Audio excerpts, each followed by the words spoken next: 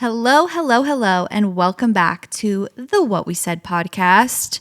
Happy Twilight Zone days, because that's what this is. Mm-hmm. That's the where weirdest we're at. time of the year. Yeah. I hope you guys all had a very Merry Christmas if you celebrate. I hope it was cozy, warm. I hope you stayed off social media and stopped comparing what you got to other people, what they got. So, yeah, I hope you had a great day. Very important, very Yeah. important.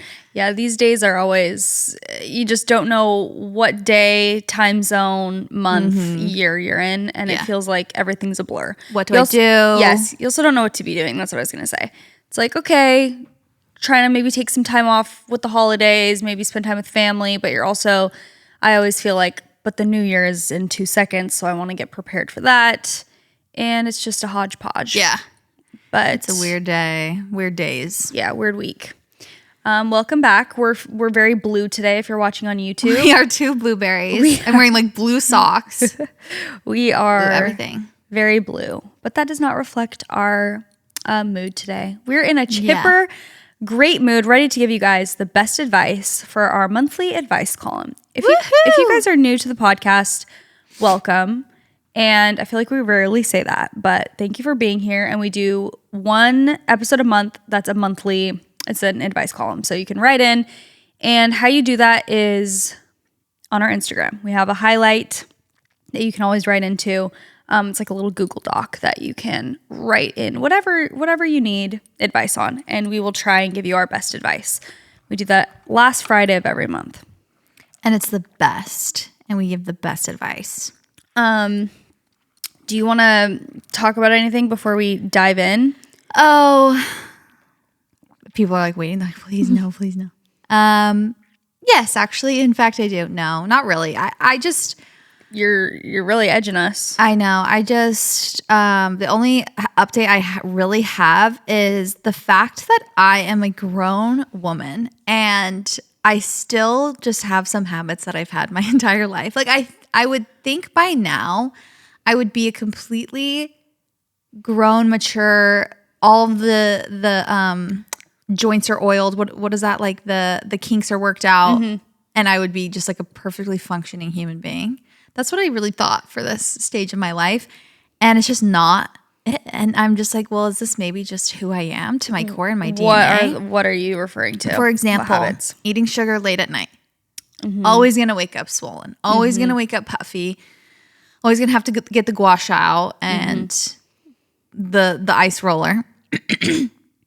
And every night I'm like, this is just not gonna make me feel good, but I'm hungry and I don't really want food, like regular food. I want something sweet treat. Yeah, I want something sweet, preferably baked, carby. And it never ends well. Sometimes me and Nick will look at each other at like 10 and we're like, ugh. The problem is we eat dinner kind of early. And then by 10, we're like, ooh, do I want to go to bed hungry? Yeah. And he'll be like, what do we do? And I'm like, I don't know. Should we order Taco Bell? Should we order something? Should we just snack on like chips and salsa? What do we eat? We don't want to have full on dinner. So anyways. I do feel that. So you had some sweets last night? Yeah, I had some sweets. Woke up very puffy. I was like, oh, is the mold back? I'm like, oh, no, I had so many sweets last night. Like the most sugary drink, a drink of Dr. Pepper. I'm just like, okay, of course I'm like this. I do hate when you just prove yourself right time and time again. Like, you know how it's going to make you feel, and you're like, but maybe not this time, and then it just does. Yeah.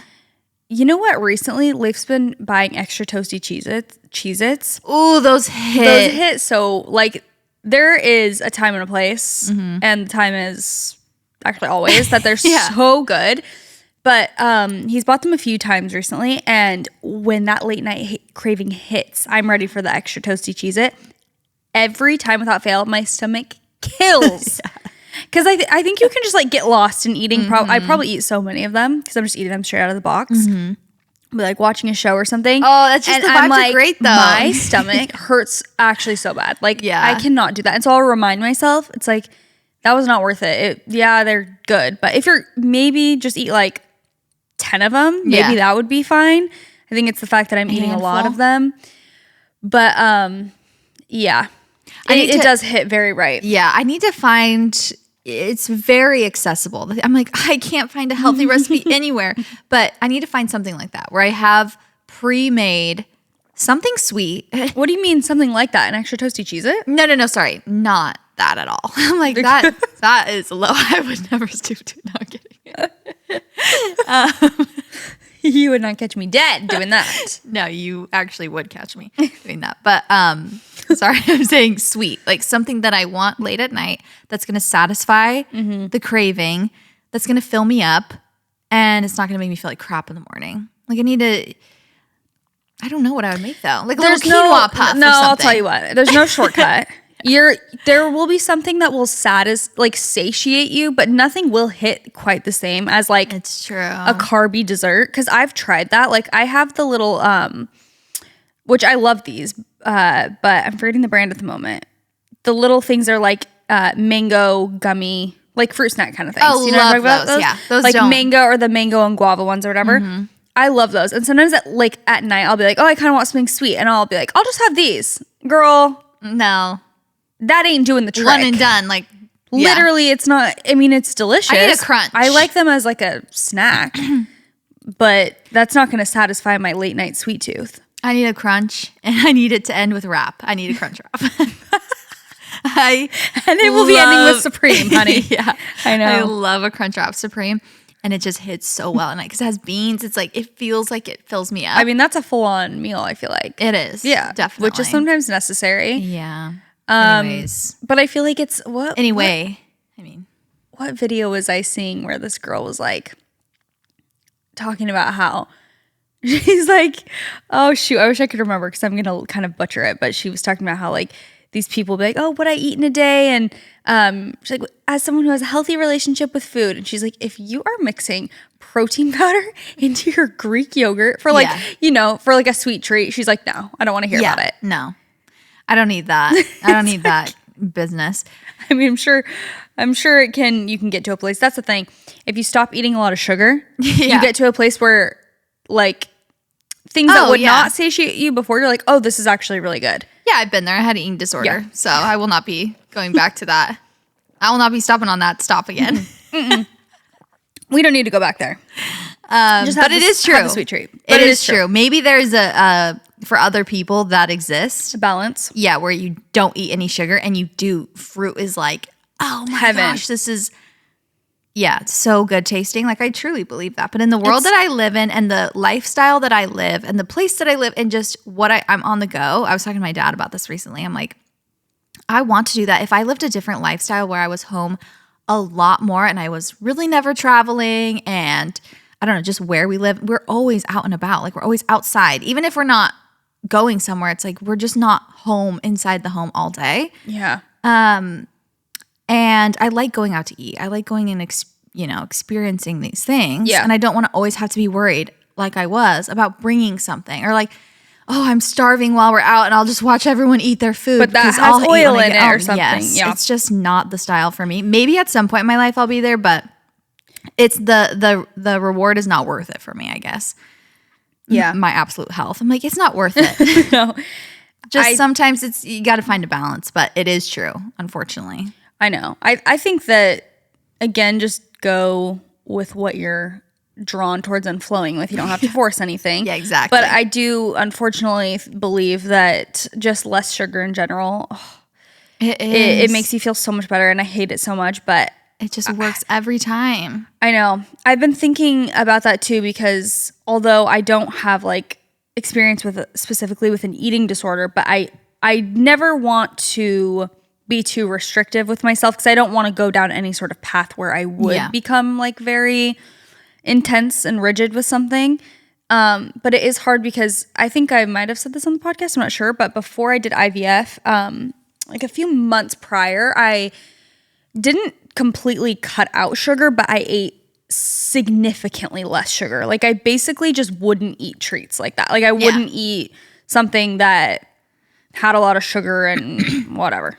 I'm trying to picture like what I did eat because I remember being like, I'm not cutting it out, but I'm going to like really significantly decrease. Mm-hmm. I felt so amazing. I know. My skin, I didn't have hardly any puffiness. Like I felt like my skin and my face was like so chiseled literally. And was this pre or post? Yeah, I'm like, wait, it was post-op. Like for some reason. I'm like, my chin was... It actually felt like it grew overnight. It really did make you feel so much better. Me feel just physically, like energy-wise too. I felt so much more energized. And I remember being like, getting to a place that had been probably a month where I just wasn't eating a lot of it. And I remember, I think we had family in town and they wanted to go get donuts or ice cream or something. And I was like, in my head, I was like, oh, I'll eat a donut. Like, that's fine. And we got there and I was just like, I hate to be that person because when you are eating so much sugar and someone's like, I'm fine. You're like, eat the sugar. Like, you're so annoying. Eat the sugar, get out. Literally, it's actually so annoying. But I remember transforming into that person being like, oh, I didn't say this out loud, but it's so condescending. I'm like, I don't need that.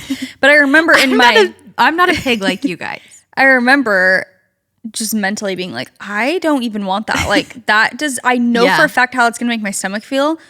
And I feel so like cleared out and good. I'm not even craving it at all. Yeah. Well, that's shocking. Good. Maybe you had a balance. It was good, but but how worth it? No, but it's like, but I want my sweet treats. Yeah. I don't know. There's just a balance. I really think it is the world we live in today. It takes a lot of effort to not. It really does, especially the lifestyle we live and most young people live. It's like so on the go. There's so much coming at you.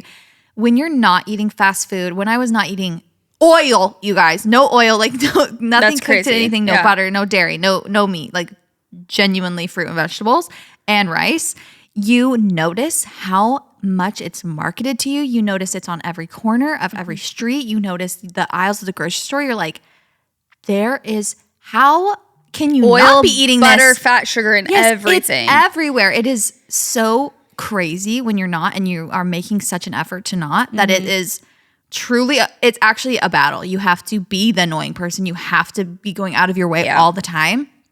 And so I'm like, you can't do both, but it's really hard to do.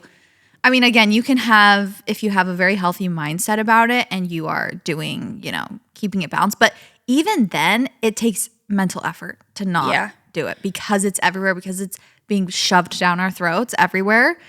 At events you go to, if you go to work and they're like, we brought lunch for you guys, you're just like, it takes so much effort to not eat that stuff. And it's almost hard to do the balance thing because I feel like you'll just, for me at least, if I'm like, okay, I'm not going to be too rigid, then it's like, but where's the line? Because then what? I go to an event and they have food and it's like, oh, I can't. And now I'm hungry. Yeah. Like, I'm on the go. I'm coming to podcast and I didn't have time before I left to make myself a matcha. Okay, it's like I don't need one, but I couldn't be drinking this. Yeah, because this has like sugar in it. You know what I mean? Yeah. If I'm really being, it's just kind of like where do you toe the line? I think that there is somewhat of a balance, but what I was gonna say is when I did it a few years ago, there was more of a purpose behind it. It wasn't just random like, I'm just not going to eat sugar. It was like I was prepping to do IVF and I was kind of having skin issues and I was like, okay, I feel like sugar is so inflammatory. Like, let me try. And you know what I mean? There was like motive behind it because I wanted my body to be in like the best possible spot for my egg retrieval and stuff. So I don't know. I feel like now it's like I don't have necessarily something like that where I'm like, I really am motivated. I'm just more like, oh, I'm sure it would feel good to not as much. Yeah. But we'll see. We'll see. Yeah, unfortunately, it does help a lot, especially with your hormones. I feel that.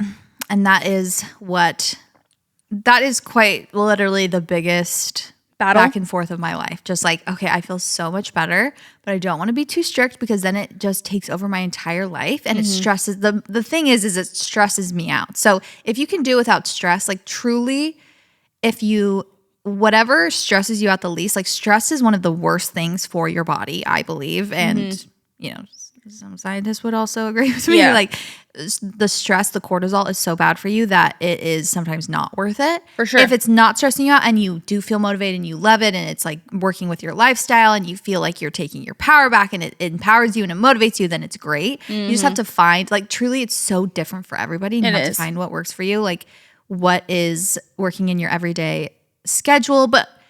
And you can take steps. Obviously, you can't just be like, I'm a victim to my lifestyle, I guess. But I don't know. It just takes a little bit of effort, and you don't want to overwork it, but you also don't want to just be like, well, I guess I feel like crap. Yeah.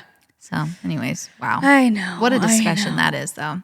Yeah. So there's a many lot of things. layers to that. And Yeah. I do think everyone has a completely different relationship with all of that. Yeah. Food, if you want to call it dieting, like, again, ideally I would just make most of my food at home and be pretty conscious.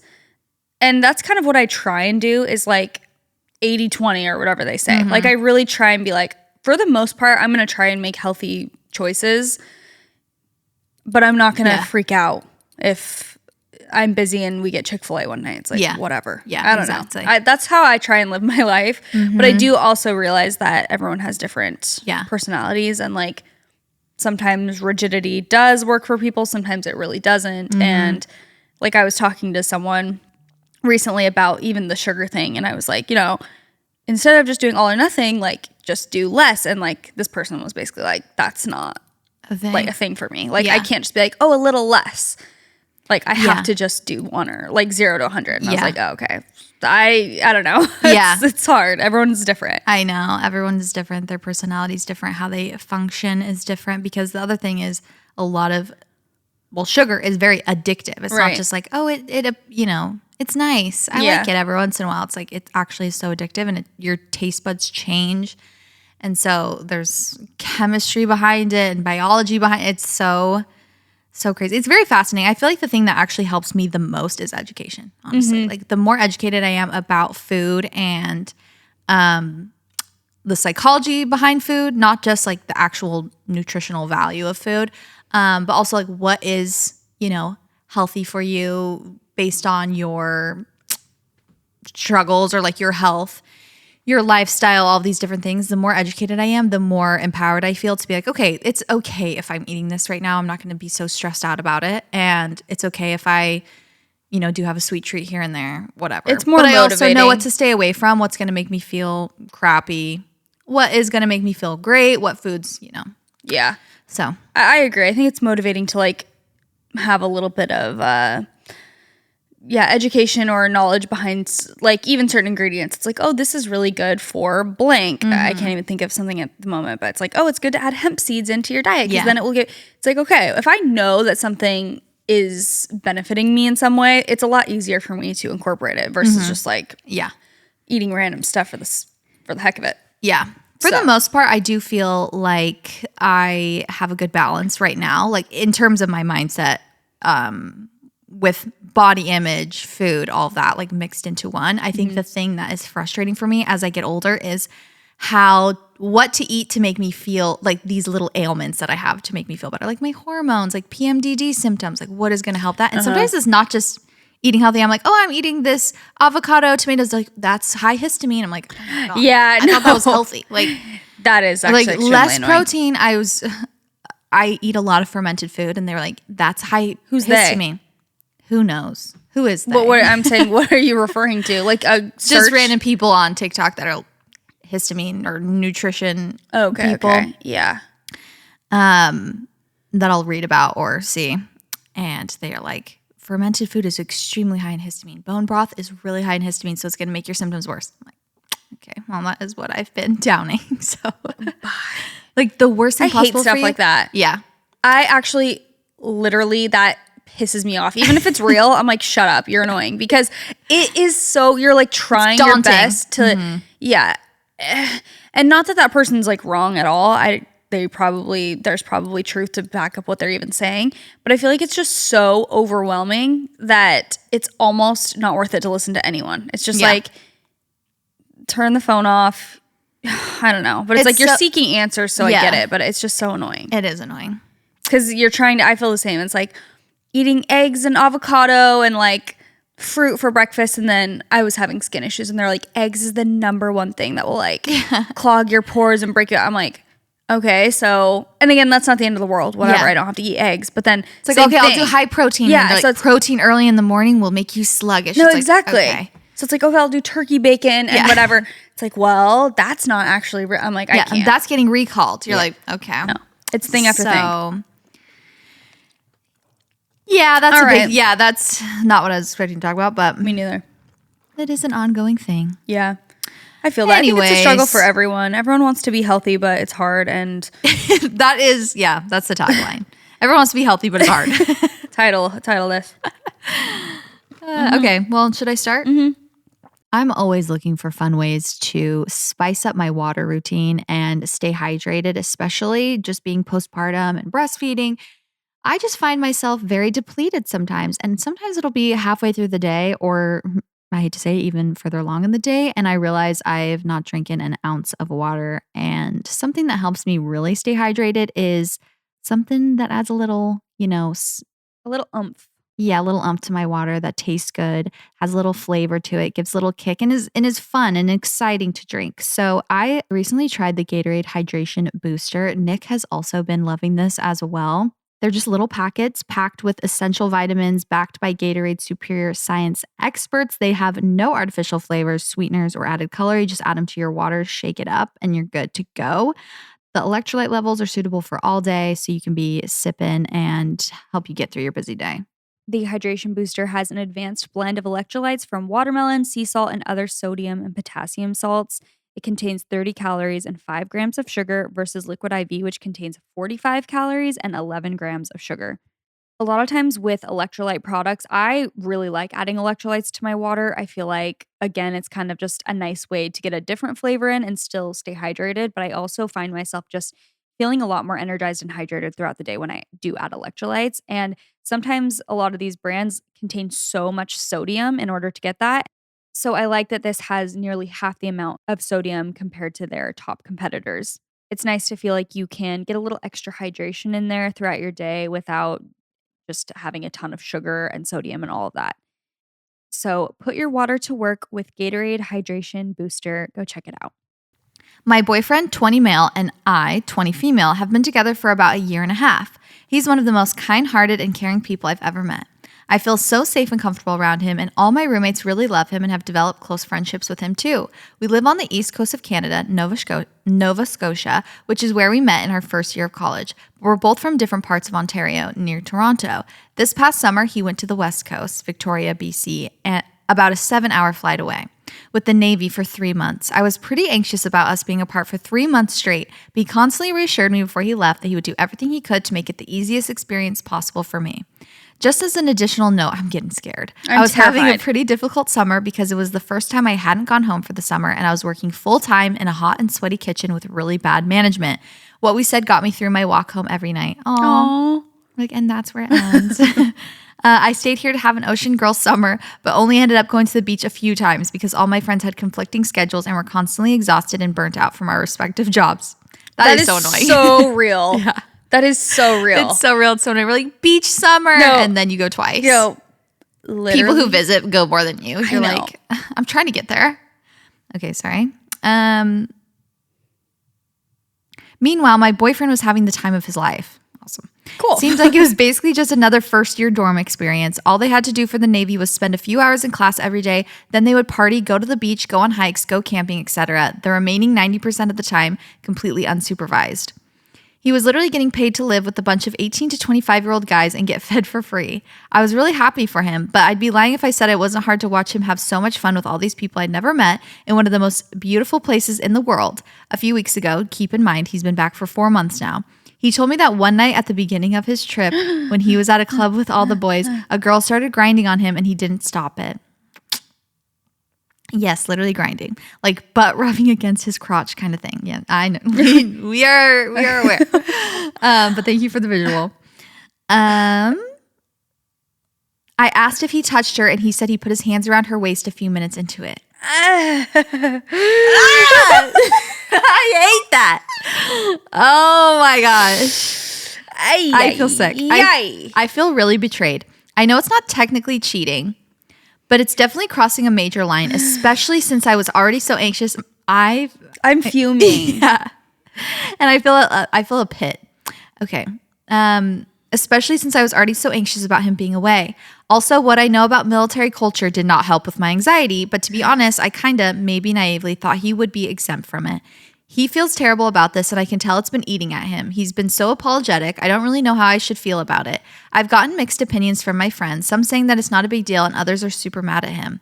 I don't think it's something worth breaking up with him over because it was one mistake, and our relationship has been really strong in general, but it is something that has been really bothering me, and I feel anxious about him going out with all the boys now when I'm not there.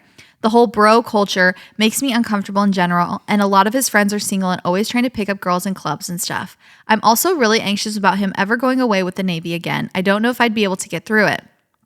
What do you guys think? Is this cheating? Is it bad that it took him so long to tell me? Should I be this upset? I love you guys so much. Thank you for being like the big sisters I never had. Okay, love you, girlie. I love you. So many thoughts. Okay. I have so many thoughts too. Phone is across the room. My first thought is, in his one point for him. Let's go through points and marks, negative marks. One positive mark for him is that he told you. Is that no one tattled on him. You didn't find this out. That would be even more sketchy because then it's like, what else happened? True. The fact that he told you and had like a guilty feeling about it and was like, okay, I have to tell you something. Yeah, and he was honest. Is a green flag. It makes me feel like my first gut reaction is that nothing else happened. That was really it. And he's like, I feel bad.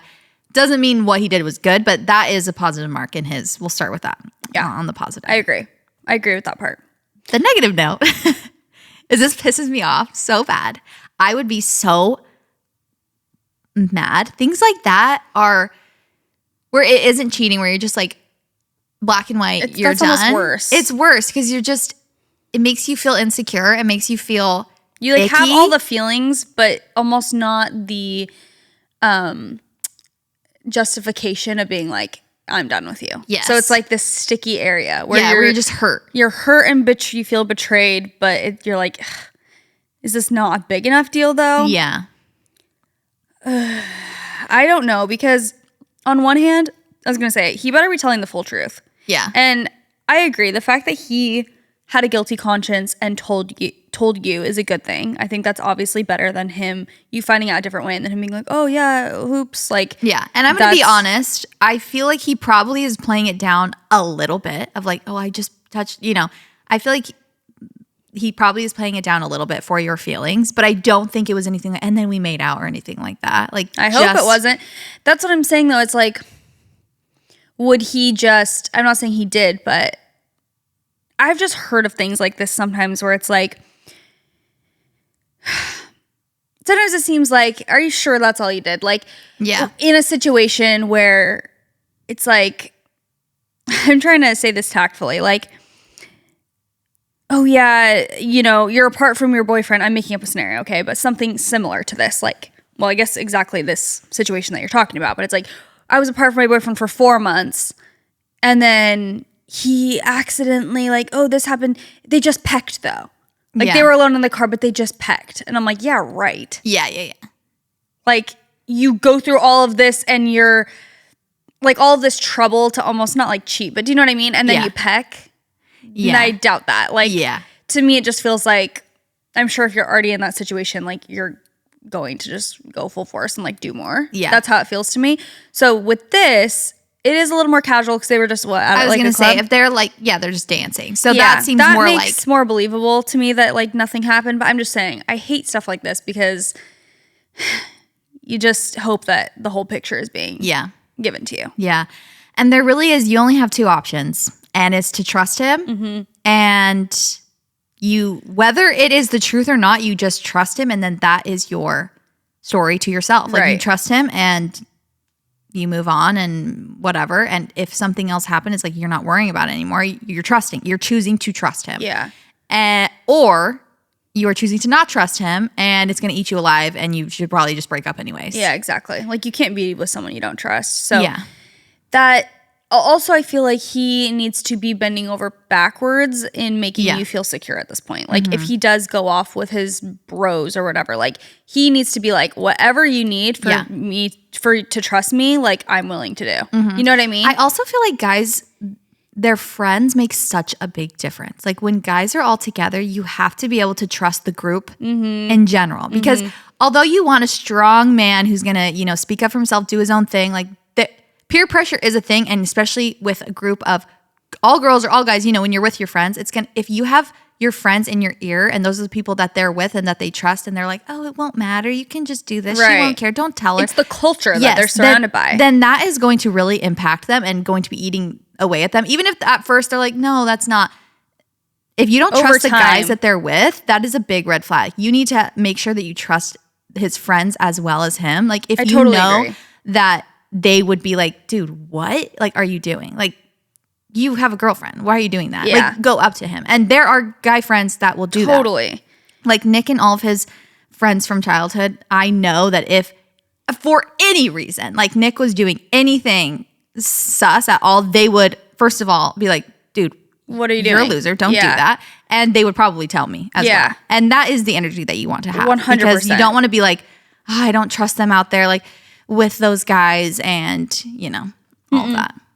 That's almost a red flag to me too, because it's like, so why is he around them in general? Like, I feel the same way. It's like any of Leif's friends, I trust them wholeheartedly. Like, they're such good guys. And so it's like, I can't imagine he's with all these like sketchy guys. Like, we're going to go out to this bar. I'd be like, what? This is not making me feel secure. No. Like, around. Again, not that you're just going to be like a sheep, but who you're around, like, why are you around people like that anyway? And I guess that's just the culture, like she was saying, the military culture, which so I can imagine that's hard. But I really don't like that element of it, because I think that adds something that's just like the bros. Yeah, an extra layer of like, okay, now it's even harder for me to trust you when you're out, because these are the people you're surrounding yourself with. Yeah, so I feel like that might be more of the issue to talk about, is like, okay, I trust you. I trust what happened. I know you're a good guy. Obviously, I'm dating you, and I know that what we have is good. Let's examine the friend group. Like, let's examine the bros that you're hanging out with, that you're going out with. Do I trust them? And if I don't, let me try and get to know them to see. Maybe you just don't know them that well. So you really try and build a bond there and see if there is anything to be worried about. Yeah.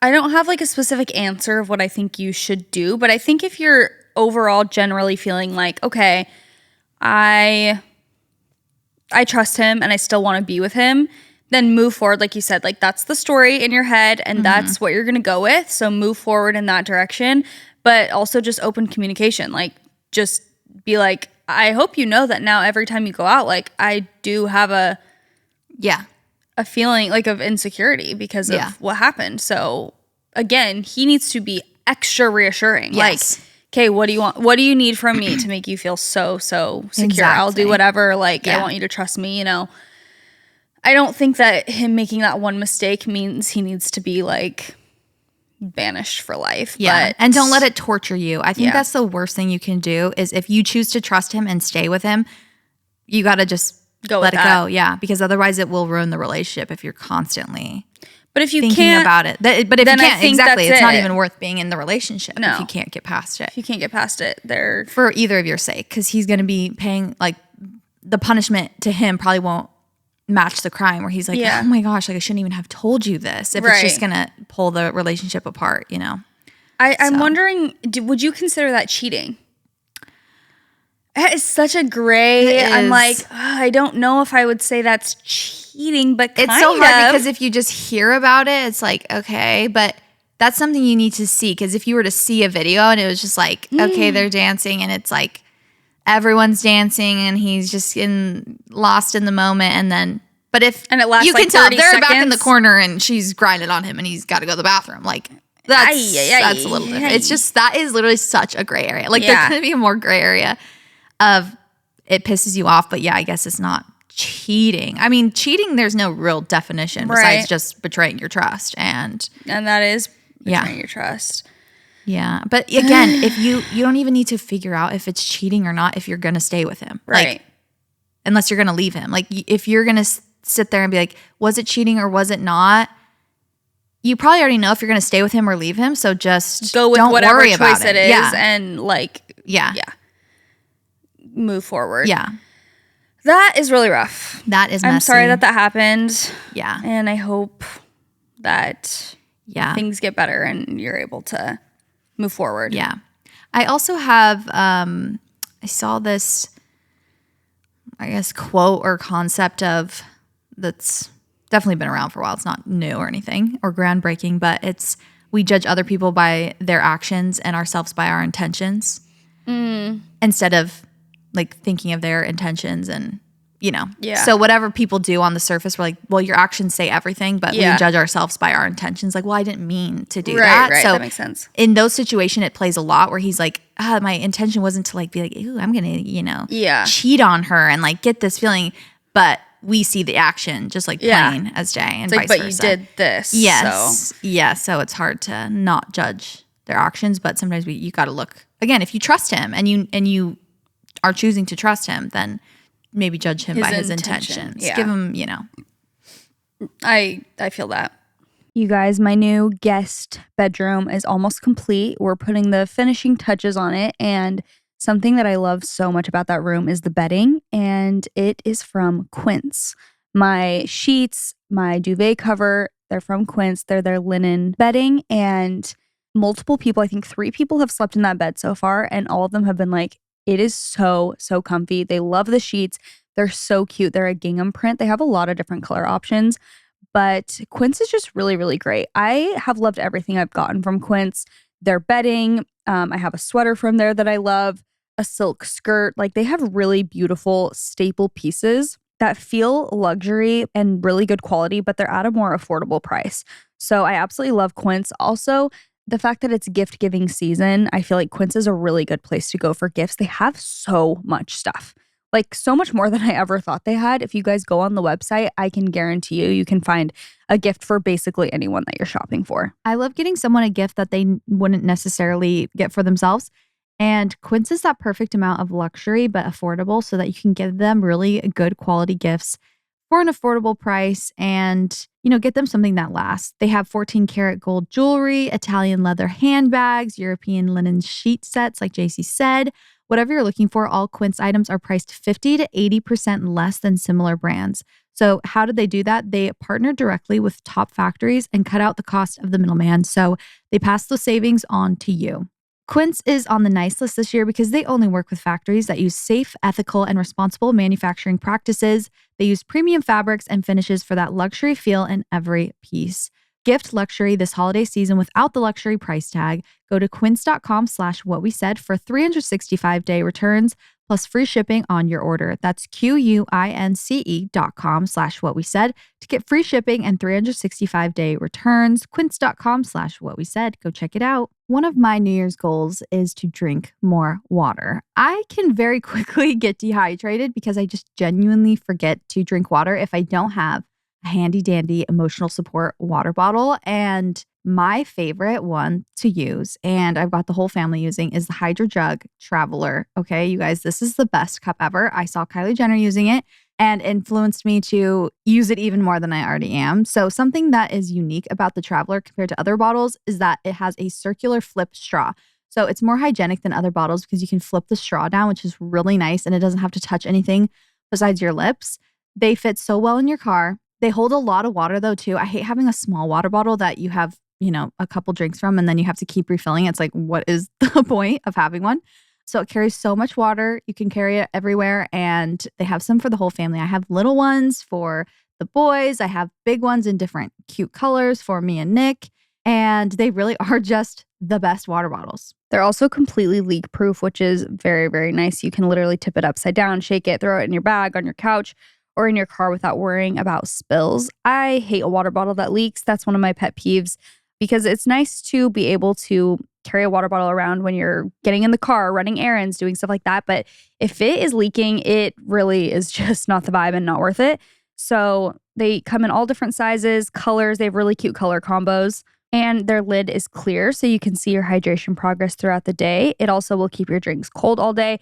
And it is cup holder friendly, making it perfect for cars, treadmills, and chairs. Very, very important to me in choosing a water bottle as well, is that it fits in my car. I think this is perfect for the new year. All of us should be drinking more water.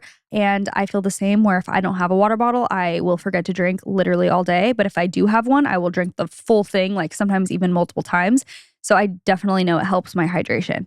So get your Hydro Jug Traveler at www.thehydrojug.com. Use discount code WhatWeSaid to get 10% off your order. Hydro Jugs are game changers for anyone on the go. Again, use code WhatWeSaid at www.thehydrojug.com to get 10% off and start hydrating. Okay. Hey besties, I have a question for you, and I'm really in need of some advice. Trigger warning: infertility. My husband and I have been trying for several months now to have a baby, and while I know that's not nearly as long as it takes for lots of people, it has been really hard for me mentally. I keep getting my hopes up, thinking it will finally happen, and it doesn't. To say it's been mentally tiring would be an understatement. We've been married for 3 years now, so it doesn't come as a surprise to me to think that some people might be naturally wondering when we might want to start a family.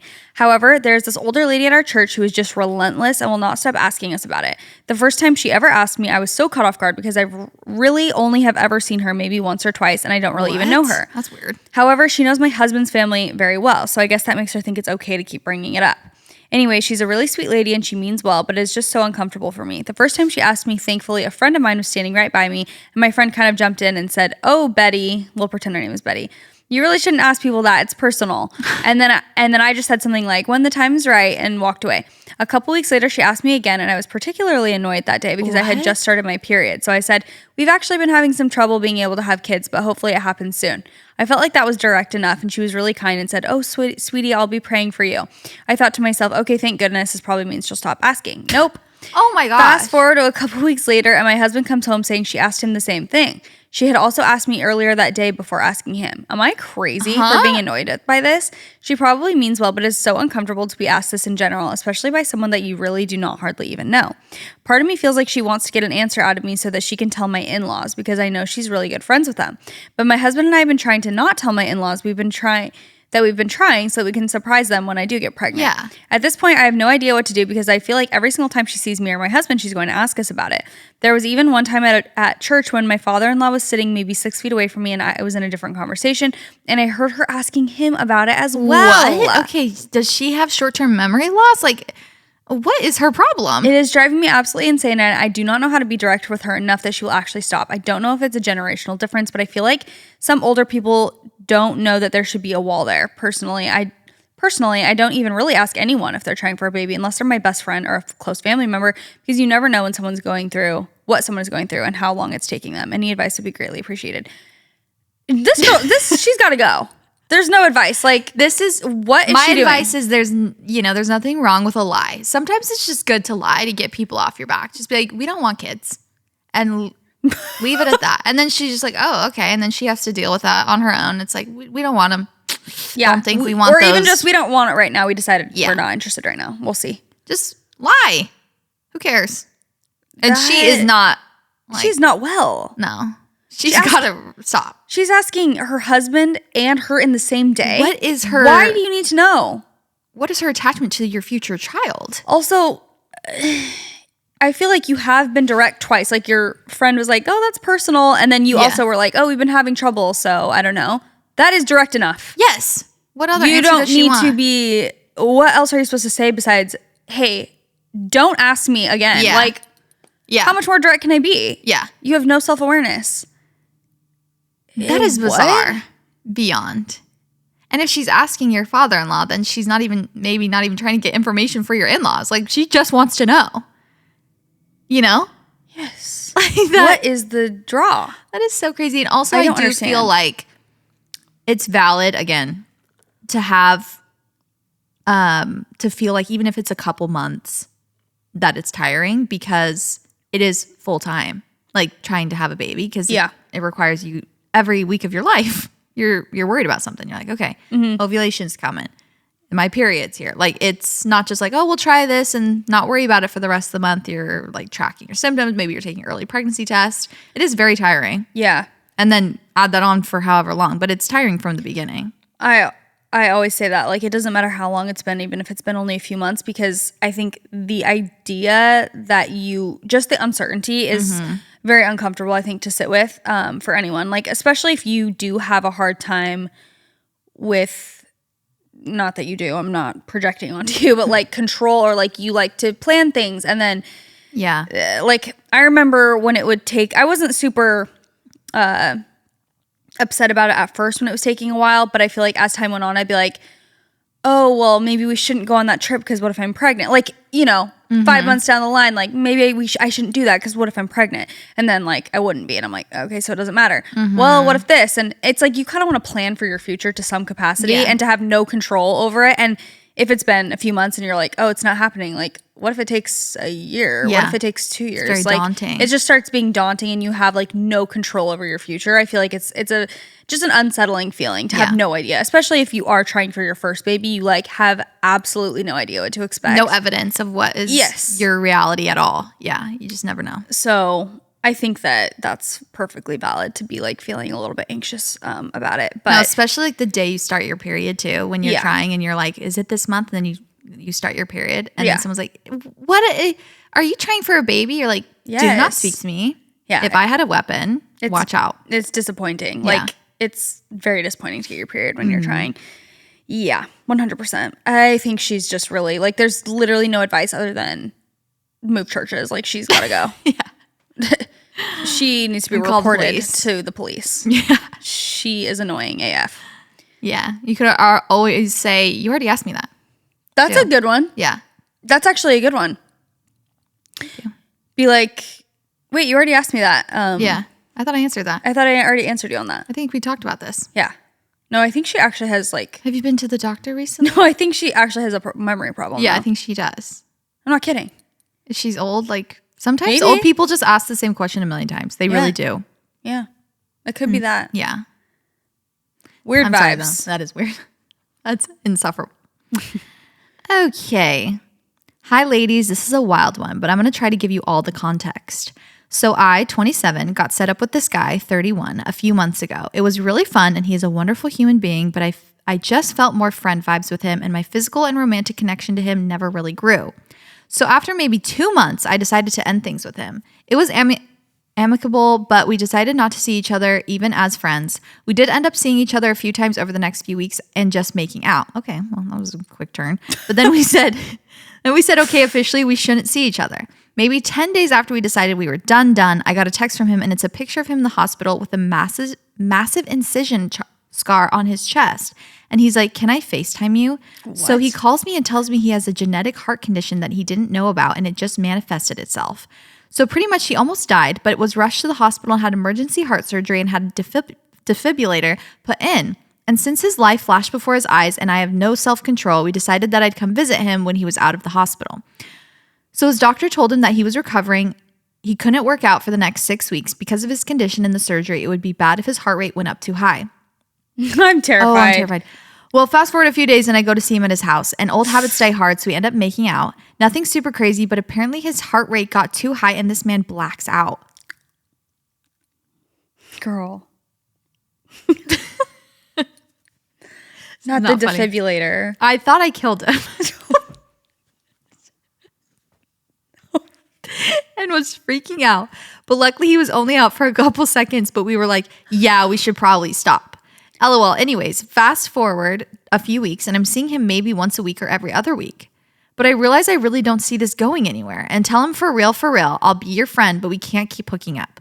So the last time I see, it seems like the romantic connection is very much there. I'm confused. Because didn't she say she's like just more friend vibes? Yeah. So why can you not stop making out with him? Yeah. It seems as if it's undeniable at this point. So the last time I see him, he tells me that his condition is actually worse than they thought, and he is now on the heart transplant list, and that he probably only has about 2 months left to live. What? So I'm so sad and getting choked up because even though I don't see this as a long-term thing, I still care about him, and that is really sad and hard situation. And then I say, I'm so sorry. If you really do only have a few more months, I don't want to take that time away from your family and friends. And he was like, well, if I only have 2 months, I would want to spend it with you. And I was like, huh? My brother in Christ, you can't just say that. Anyways, there's a lot more context I could give, but this is getting way too long. I guess my question is, do I get with him for the last 2 months? Girlie. Carly.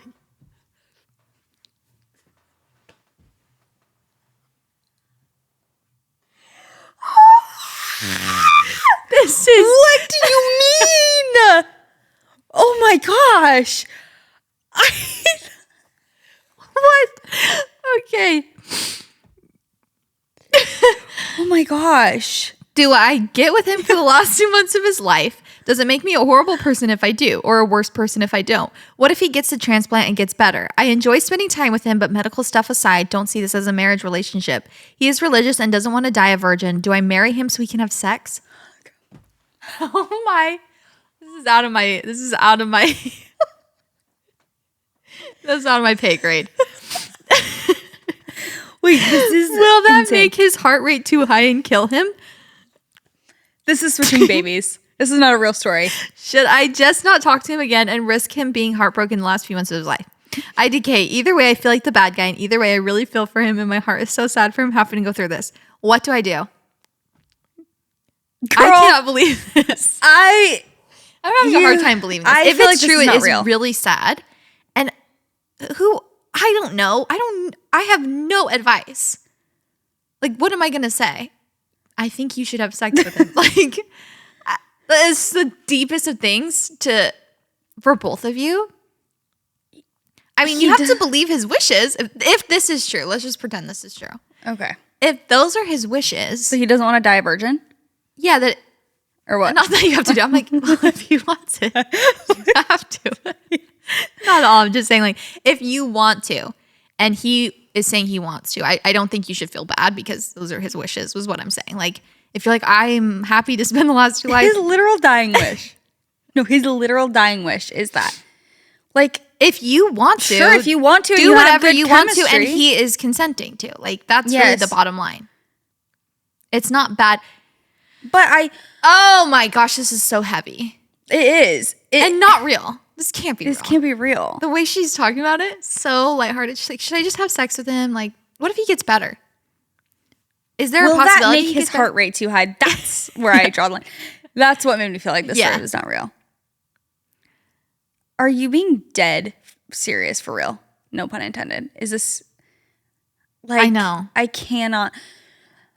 Okay. I think that if he says in his last 2 months of life he wants to spend time with you, Do it. then spend time with him. Yeah. If you also want to. Yeah. That's incredibly sad if that's Yeah. real, because that also, but it's also not a reason, because I was going to say you're going to get more attached to him if you like keep spending time with him, and then if this is like, if he really does Yeah. pass away, that's like very hard for you as well, but that's also not a reason to like not get close with someone. It's like, Exactly. oh, well, you're already kind of deep into it. You're already Yeah. in it. So I think whatever you're both comfortable with, and He's a grown man too. Yeah. It's like he can make his own decisions. So if that's what he wants, then that's what he wants. yeah, you shouldn't be like trying to read between the lines. Like, well, you know, Yeah. I'm having a hard time even being serious about these answers. Me too, because I really feel like it's fake. I feel like that's a fake story. That is Because of how insane. nonchalant she's acting Yes. about it. Like, should I just do it? Should I just do it? That's crazy. That is crazy. Because also if you don't, I don't know. I thought the direction this was going in was that he lied. Like, he was like, I Yeah, only have 2 same. months to live. I have no more words. I have no more advice for What if this he? situation. What if he is lying, and that's how his ploy to get you to marry him, and then he just okay? never Well, gets better? that was the craziest part. Should I marry him? Yeah, no. Wait, I don't even think she said, should I have sex? I think she just said, should I marry him? So that Do we I marry can. him so he can have sex? Girl, Yeah, that's where you lost me. that's where you lost me. Do I marry him so he can have sex? I am so beyond confused. I am bewildered. and I want to believe this is not true because it's sad too. Yeah, of course. Well, if it's true, please send us a follow-up. Oh my gosh, like I must know. We have no advice. This is, again, so wait, this whole out time of our level of- this whole time we were debating of like, oh, should you have sex with him? And that wasn't even the question. It was, I mean, Should I she marry left with a him? bunch of questions. a bunch of questions. She said, there was literally 5 questions in.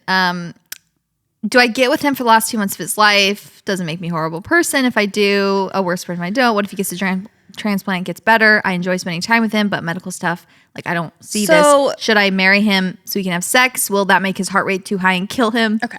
That part was Should I just not talk to him again and risk him being heartbroken the last few months of his life?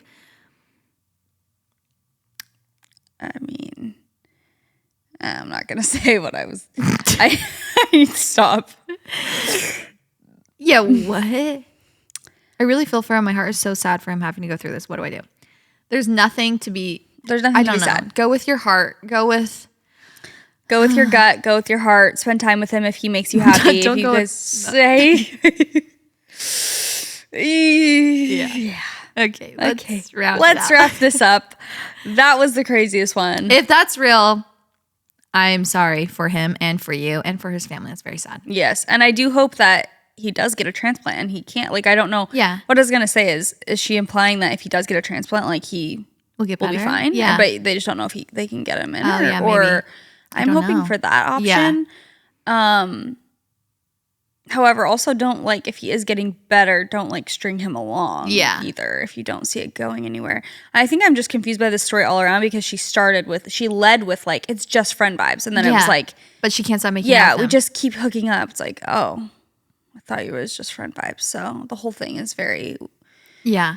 Interesting. Very messy. Okay. Well, thank you guys for writing in for advice. I feel as though we were absolutely no help today. No. On are we front. Ever? Are we ever? Really ever? But that's what girlfriends are for. They're not here to tell you exactly what to do. It's just to offer you perspective, a listening ear. Yeah. And a sounding board, if you will. Exactly. Yeah, true. Thank you guys for listening. Hope you're having fun in the Twilight Zone. We're going to be back very soon with a new year episode with some fresh ideas. The typical New Year episode where we talk about what we're channeling for the new year, our vision, and I'm excited for that. It'll be really fun. 2025, just around the corner. This is the last episode of 2024. Oh my gosh, we did nothing to commemorate this year. We did no episodes being like 24 things we learned. I know. Wait, that's weird of us. We're just like, that was the year. That was Wrap it up. Ending with the defibrillator. Maybe we will next week, but it's like, wow, this is happening. Yeah. Well, to round out this year, thank you guys so much for being such a huge part of our lives in general. And this was a year of big change. It was. And you guys stuck with us through it, of the babies, the sets, all of it. So. Yes. This was a lot happened this year. And it was a really transformative year, I would say. Lots of big milestones, and I'm excited for this next year too. I think it'll be the same. I think a lot of big things are around the corner. Big things coming. So thank you guys so much for being a part of our 2024 and for making it so special and memorable for us. We love you so much, and that's what we said. Goodbye. Bye.